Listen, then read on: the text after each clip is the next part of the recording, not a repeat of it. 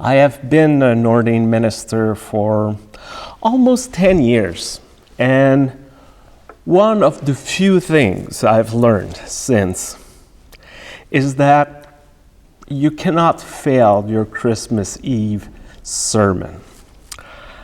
Because how many people do we have usually on Christmas Eve? 300, 350 people? 350, people.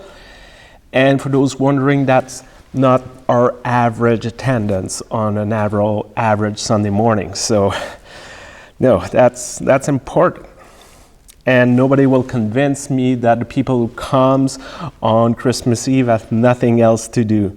I know this year there's no snow, but still, come on. No. People come on Christmas Eve for very different reasons, and all are valuable. And at some point have to stand in front of the people and try to explain what Christmas is all about. So try to imagine a midlife ordained minister looking for inspiration a few days before Christmas. And each year is the same. Each year stress is building up because the clock is ticking and nothing meaningful comes. And on top of this year is in-laws arrives on the 23rd. And suddenly, it happens. A message on Twitter from a 15-year-old Muslim from Toronto, thanking our minister for publicly denouncing racism, discrimination, and Islamophobia. A letter stating shared values and hope for our world. An attempt to reach out across kilometers, culture, and religion. A rebuttal of the politics of fear. A denunciation of our suspicion of the unknown. A rejection of all of those who wants to create more division between human beings. Try to imagine a refugee camp, like thousands of refugee camps around the world. Imagine a family of refugees like millions of other refugees from too many countries, origins, religions, or linguistic groups. They have been living in this camp for years. How many, they don't know because they have stopped counting. Despite the best efforts of the humanitarian workers, they are constantly surrounded by poverty, lack of basic hygiene needs, and disease and epidemics. And suddenly, it happens.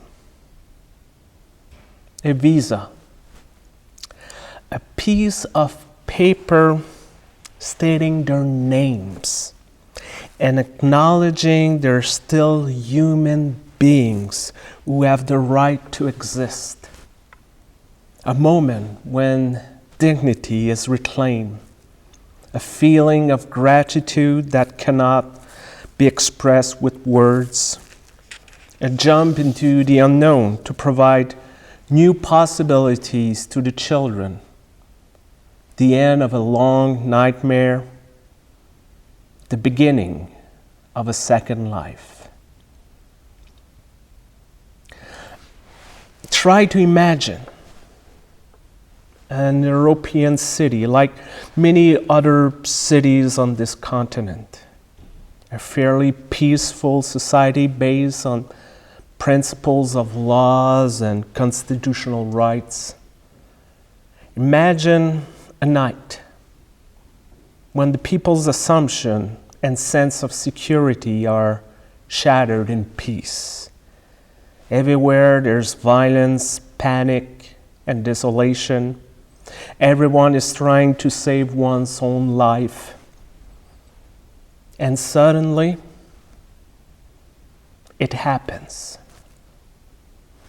An ordinary taxi driver, like hundreds of taxi drivers working on that night, choose to turn off his meter.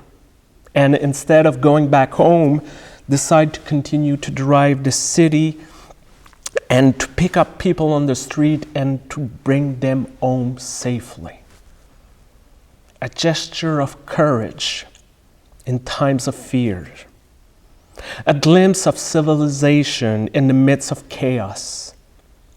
A moment of compassion in an era marked by individualism. A refusal to be scared by acts of terror. An affirmation that life is stronger than death.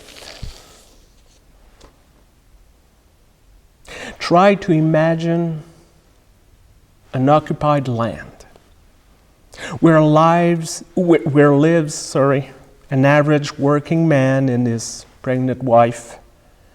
Imagine a bureaucracy and administrative regulation that completely disturb their life.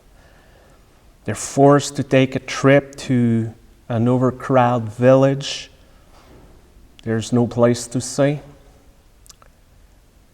And suddenly, it happens. A new life that is at first look similar to millions before and billions after it.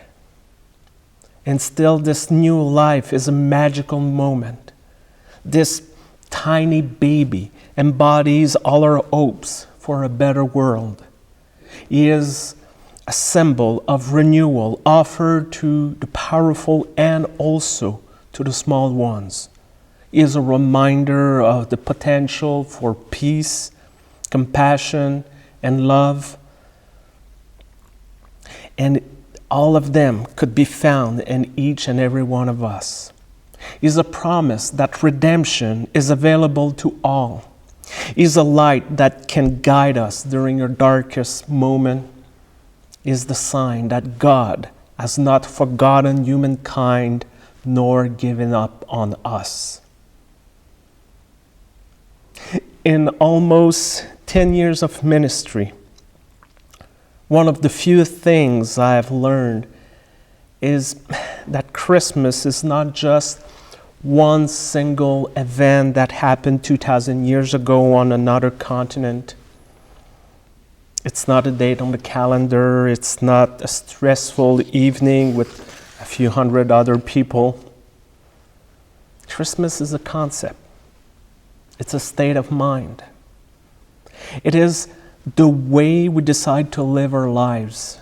It is the challenge that we send to cynicism that's surrounding us. It is the world we create for ourselves and for those around us. Christmas is all the possibilities available to all of us. And it is up to us to use them on this holy night and for every moment for the rest of our lives. Amen.